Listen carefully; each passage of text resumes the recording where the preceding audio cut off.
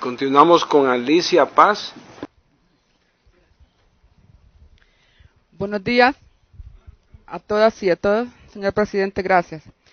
En esta oportunidad que represento a la Red de Desarrollo Sostenible, he hecho entrega de un extracto del análisis que he hecho de este anteproyecto a la abogada Ana Pineda, en el cual se resume precisamente el entorno tecnológico de las comunicaciones.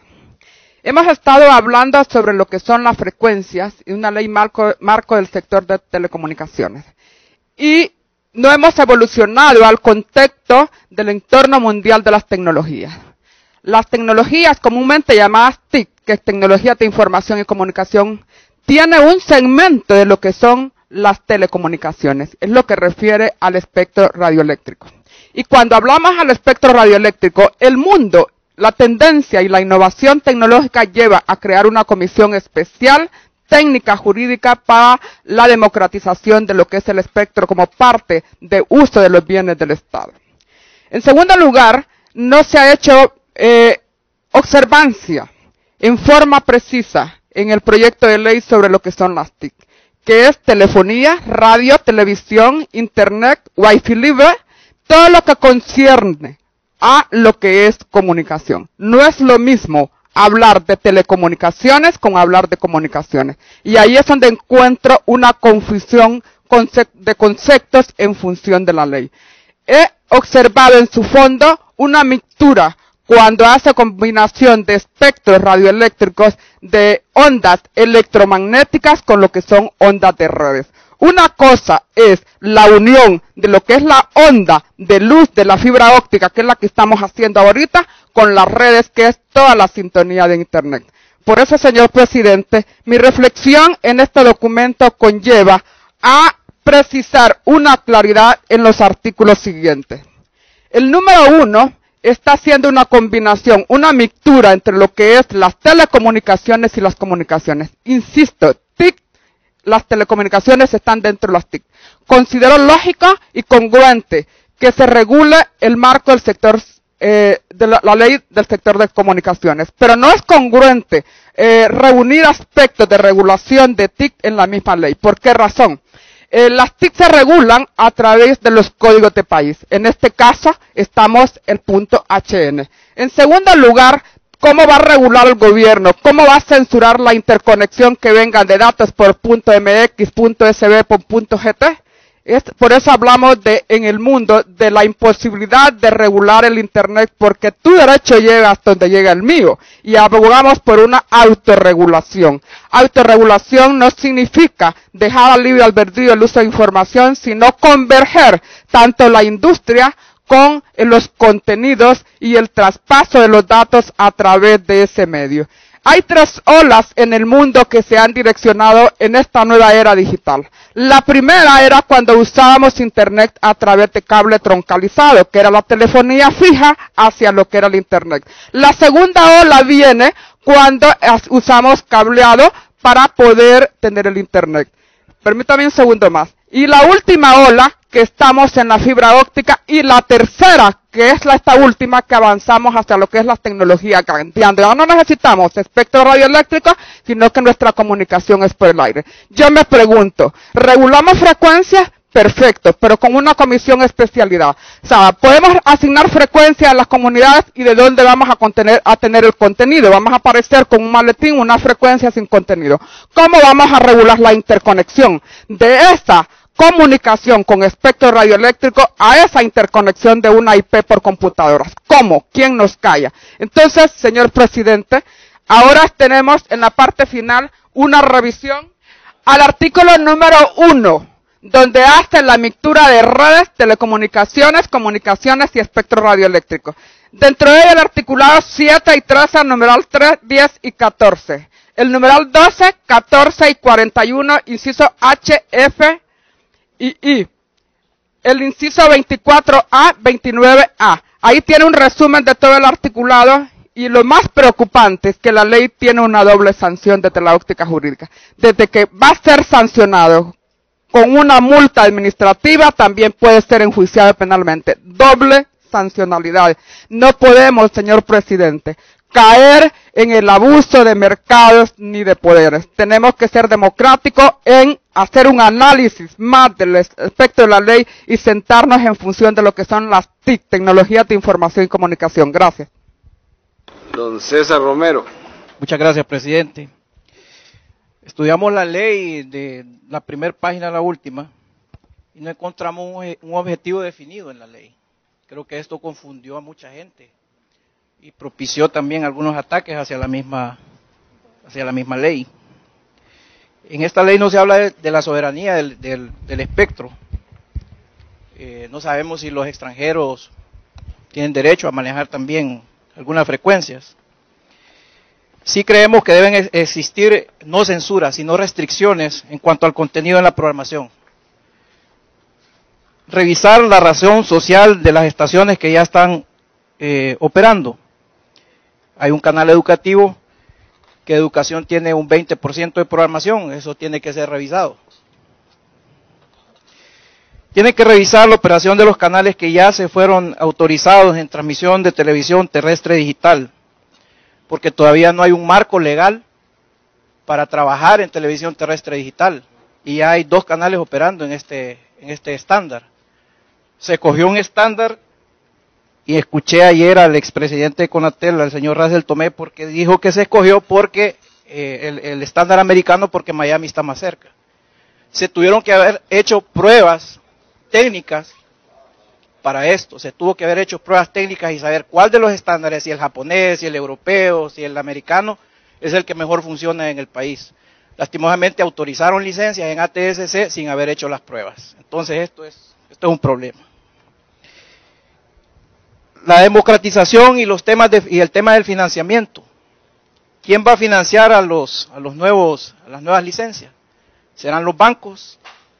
En la situación actual económica, cuando estos medios de comunicación no puedan pagar sus deudas, van a caer en manos otra vez de los grupos de poder. O sea, esto es un tema que se tiene que analizar. Para concluir, estamos en la era de las telecomunicaciones. Debemos adoptar una posición de aprovechamiento del espectro radioeléctrico. No podemos quedarnos a la saga. Honduras siempre se queda a la saga. Y con las disculpas de todos los políticos no deberían de estar en temas técnicos. Y ese es un problema que ha tenido Conatel desde sus inicios. Debemos hablar de moralidad en los medios. Y creo que los principios deontológicos deben de ser tomados en cuenta en todos los medios, para respetar la dignidad de las personas, y que el fin primordial de los medios de comunicación debería de ser proteger a la ciudadanía. Yo propongo hacer cambios verdaderos, y si en realidad queremos la transformación, este es el momento decisivo. Presidente, se debe comenzar a analizar el cambio de tecnología a televisión terrestre digital. México ya lo hizo, Costa Rica arranca en el 2017, El Salvador lo hace en el 2019, Nicaragua ya comenzó a hacer su transformación. ¿Por qué? Porque la verdadera democratización vendrá con la tecnología de la televisión terrestre digital. Multiplicaremos por 4 el espectro radioeléctrico. Ahí sí va a haber oportunidad para todos. Y los monopolios se diluirán dentro de este tema. Ahí se van a diluir. Inmediatamente que hayan una multiplicación por 4 del espectro radioeléctrico, los monopolios se diluyen. Esa ley se discutió, se engavetó y no se le dio seguimiento. A mí me parece que ese es un error grave. O vamos a esperar que las empresas que producen los equipos electrónicos para televisión o para telecomunicaciones dejen de hacerlos y nos quedemos nosotros con los transmisores apagados. Ese va a ser un problema grave. Y por último, en cuanto a la saturación de radios FM en las principales ciudades del país, yo propongo lo siguiente, y esto lo deben de analizar los entendidos en telecomunicaciones, en radiofrecuencia. Propongo disminuir el espacio entre FM de 600 kHz o 0.6 MHz a 400. Esto nos va a generar aproximadamente, según los cálculos que ayer en la noche estoy haciendo, unas 18 frecuencias en FM más dentro de las ciudades más importantes, en cada ciudad. Esto debe ser analizado técnicamente, no debe ser politizado, porque si lo politizan y empiezan a dar licencias, va a haber un problema serio en cuanto a interferencias. Se puede hacer es viable técnicamente. Si se separan a 400 kilohercios o a 0.4 megahercios, se puede hacer. Solo hay que cuidar la intermodulación, hay que cuidar el ruido, hay que cuidar la potencia, pero es viable. La transistorización de los nuevos equipos en FM lo permiten perfectamente. Deben analizarlo. Sé que van a haber muchas críticas, sé que mucha gente va a querer estar en contra de reducir a 400 kilohercios el FM, pero es necesario. Es necesario. Entonces yo propongo revisar lo que está actualmente y partir, aprovechando los avances de la tecnología, con una ley marco definida tecnológicamente por gente que entienda el problema en el que estamos viviendo. La reducción a 400 kilohercios ya se hizo en México, en el Distrito Federal, está funcionando. Se hizo en Buenos Aires, está funcionando. Se hizo en Santiago de Chile, está funcionando. ¿Por qué nosotros no nos metemos en ese avance de la tecnología y proponemos eso y que se revise y se consensúe con los que ya están operando actualmente? Este es un buen principio, pero creo que la propuesta carece en gran parte del espíritu de las telecomunicaciones, que es la parte técnica. Se tiene que hacer una revisión porque hay que separar la parte contenido con la parte tecnológica. Son dos cosas muy distintas. Y aquí hay una retórica, hay una poesía muy bonita en todo lo que se dice aquí. Hay bastante contradicción en muchos de los temas de libertad de expresión. Recordemos que el primer radio se encendió hace menos de 100 años. Entonces este problema de la ética y la libertad de expresión es un tema que es como el huevo o la gallina, porque todavía la humanidad no ha comprendido que hay una muy delgada línea entre la libertad de expresión, la ética y la moral. Yo creo que debería de haber una inclusión muy grande, un fuerte contenido de moralidad dentro de este plan, donde se proteja al ser humano en primer lugar. Muchas gracias. Doctor Scott. Sí, muchas gracias. Buenos días a todas y todos.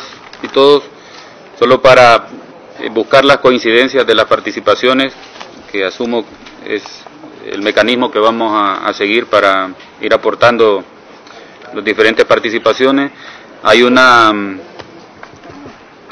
señalamiento repetido para separar el derecho que el Estado tiene sobre las frecuencias y diferenciarlo de los equipos y el resto de infraestructura, ¿no? Eso lo hemos podido ver. También hay una propuesta entre separar, hay al menos dos formas de verlo: separar la discusión del tema tecnológico de la ley o los contenidos de la ley de emisión de pensamiento, que luego cuando escuchamos a la RDS con un concepto obviamente desde las tecnologías de información y la comunicación, que a través de esas plataformas se están incorporando la radio y la televisión. Entonces volvemos a tener como dos miradas, algunos que proponen la separación y otros que proponen la integración. Con la última participación podemos encontrar que a pesar de que esa mixtura en este momento no la entendemos totalmente, puede ser el mecanismo que permita aprovechar las tecnologías para democratizar el acceso a las frecuencias y además a través de eso promocionar o mantener la garantía de la libertad de expresión. Esto como para encontrar puntos en común, coincidencias o los grandes objetivos que también el último participante proponía que debiesen redactarse en la introducción general de la propuesta, ¿no? Gracias, presidente.